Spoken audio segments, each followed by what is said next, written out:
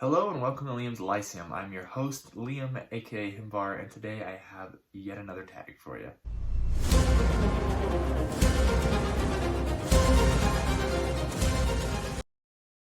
Okay, so this is the Finally Fall tag. I got tagged probably about a month ago now. I thought I should probably get to it before fall's over, though I realize I also have quite a bit of time.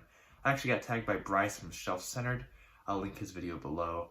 I'm not sure who created the tag originally, but anyways, I believe there's 10 prompts.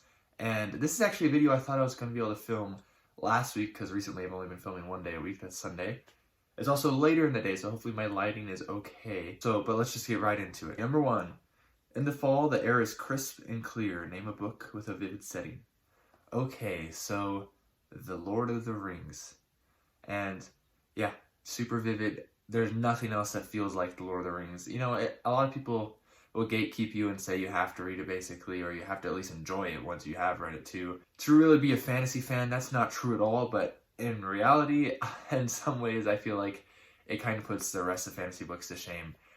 There was a discussion on a Discord server I was in, I think it was sometime earlier this week, and they were talking about how when people do their top 10 favorite fantasy series, they should just do a top 11 because we already know what their number 1 is. Tolkien Legendarium. Anyways. But another one I would also just wanted to share, I guess it also came to mind, I know this is sharing 2, but you'll see why in a minute. I was thinking the Sun Eater series by Christopher Rocchio. Here's Empire Silence, it's the first book in the series. Really, really great book. Really vivid setting. It's sort of science fantasy, or even maybe a little bit Sword and Planet. It's a modern take, it's more space opera. I don't know, it's complicated, it's its own thing, and it's really good. So, very vivid setting, and you should read it too. So I do have a review for this. It's actually the first review I ever did. Number 2, nature is beautiful but also dying. Name a book that is beautifully written but also deals with a heavy topic like loss or grief. Okay, The Lord of the Rings does this extremely, extremely well, and it's not super surprising since Tolkien had lots of experience with this in his personal life, especially considering he served in World War I. There's that one quote from Tolkien where he said, "By 1918, all but one of my close friends were dead." And so he definitely works that into his works, more so The Lord of the Rings than The Hobbit, but there is some still there in The Hobbit. But you may have already recognized the trend. But so besides that, another book that does a really good job of it is Legend by David Gemmell. This is Against the Horde. It's the same book. This is just the original US copy. Really, really does a good job with it. And like in the case of this book, the main character, or one of the main characters, is an old man and essentially knows he's going to die. And this deals with topics really, really well, and it hits the heart pretty well too. I don't actually have a review for this, but I do have a review for the second book in the series, but they're kind of loosely connected anyways, The King Beyond the Gate. But anyways, I'd recommend this book. Also, I read this earlier this year, about a month before I read Empire Silence, actually. 3, fall is back to school season. Share a nonfiction book that taught you something new. Okay, The Lord of the Rings Reading Companion. This cover is kind of hard to see. I think some copies are white, but this one's definitely black. This is by Wayne G. Hammond and Christina Skoll, famous Tolkien scholarship duo. This does actually have a lot of good stuff. Last time I reread The Lord of the Rings, I was following along a lot with this stuff.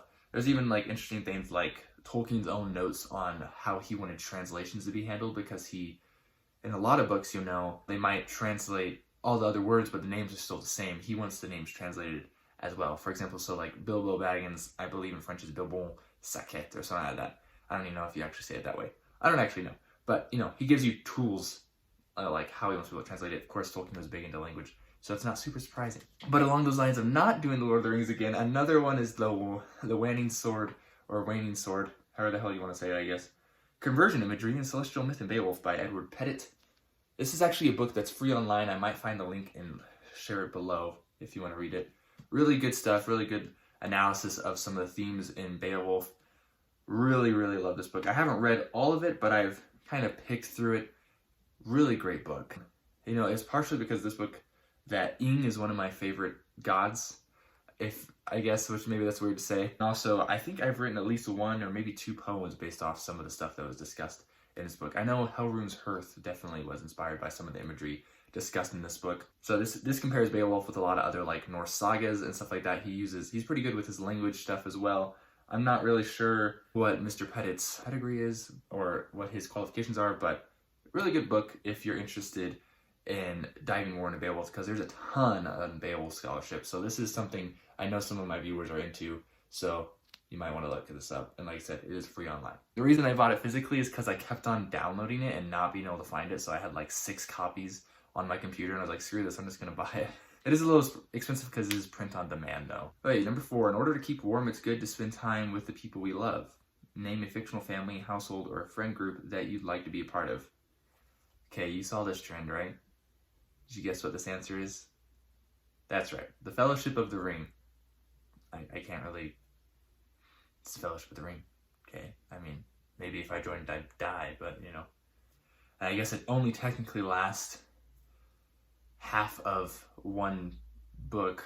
So, well, if you see The Lord of the Rings as one book, it's made up of the 6 parts. It's one book in that. If you see it just as the Fellowship of the Ring, it's only half of that anyways. So, but the Fellowship of the Ring.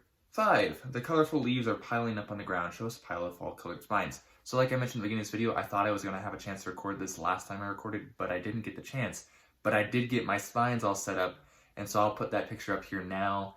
I didn't want to get all those out. You can see the stack is kind of large, and pretty good variety. I think I got some Asimov in there, some Gemmel, some D&D books, among other things. So anyways, there's that.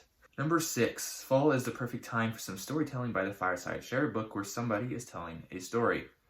The Lord of the Rings, as written to you by Frodo Baggins. Anyways, and modified, I guess, by Samwise Gamgee, right? Seriously, awesome book. I don't know why I keep on going on it. When I watched Bryce's video, I was like, it'd be funny because when I was watching it, I was like, all the answers I thought of was Lord of the Rings, or at least related to that. I thought it'd be funny to share it, obviously. But another book I think that does a really good job of this, that I've read recently, of course, is The Shadow of the Torture by Gene Wolfe. So this is a narrative. It's a first-person narrative, so it is told by our main character, Severian. Really good book. I have a review up for this. This is a fantastic work. Absolutely fantastic. I've only read the first 2 books so far, but man, you have to read this book. 7, The Nights Are Getting Darker. Share a dark, creepy read. The Lord of the Rings. More specifically, the Shelob stuff, which is actually quite creepy. At least, I think most readers get some weird, creepy feelings or vibes from it. But beyond that, there is one book that I'm actually thinking about doing a review for on this channel, but I read it last year sometime. That's The Cunning Man. It's actually one of the few books I have that's autographed. This is autographed by only DJ Butler, I think, though it's also by Aaron Michael Ritchie. This is oh no, it's autographed by both. Awesome.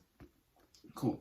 So, there's only 2 books out in that series so far. There are some short stories as well, but in different anthologies, but it is a historical urban fantasy, if that makes sense. Also heard it described as rural fantasy. It takes place generally in rural towns in Utah, or at least the first 2 books have. The first one was in Helper, the second one was in Moab, which are both small towns, at least especially when this takes place. This is the 1930s, and so it's a really interesting take on urban fantasy. I enjoyed it, and this one specifically deals with demon and witches, and creeped me out. So, number 8, the days are getting colder. Name a short, heartwarming read that could warm up somebody's cold and rainy day. The Lord of the... No, wait, never mind. That's not short enough, sadly. So I'm actually going to go with The Hobbit in this one.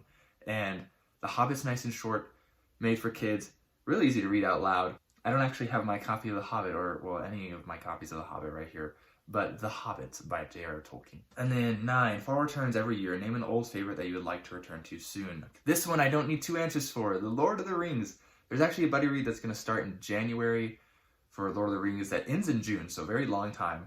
And last time I read Lord of the Rings, I read it in like 2 weeks, which is maybe it was even less than that. Very quick, very fast-paced. I would like to take more time with it anyways, and I don't really reread books besides Tolkien's works, so... And lately I've just been getting that itch. I actually even already started The Hobbit, so I probably will get to the Lord of the Rings soon. And then number 10, fall is the perfect time for cozy reading night. Share your favorite cozy reading accessories. I don't really have any.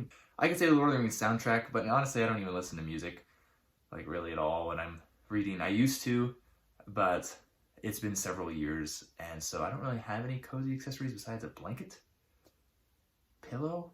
It depends on where I'm sitting, I guess. I don't know, what do you want me to say? Anyways, that's the Finally Fall book tag. Thank you for that tag again, Bryce from Shelf Center. Go check out his video. Hopefully you enjoyed this video. Hopefully it wasn't too dorky for you. I'm not exactly sure who has done this and who's been tagged, but I do want to tag a couple people, and if you've already been tagged, that's cool, whatever. But I do want to tag Owen from Owen Edwards Book Reviews, Tony and Kate from An Erudite Adventure. I like to tag Ellen from Onoda. I think I'm saying her last name correctly. And I'd also like to tag Miss Norman from strangementalitypaper. So those 4. If you've already been tagged, of course you can just ignore this. Feel free to be double tagged. But I'd like to see what y'all think of this tag. Yeah. So anyways, this has been Liam with Liam's Lyceum. I'll catch you next time.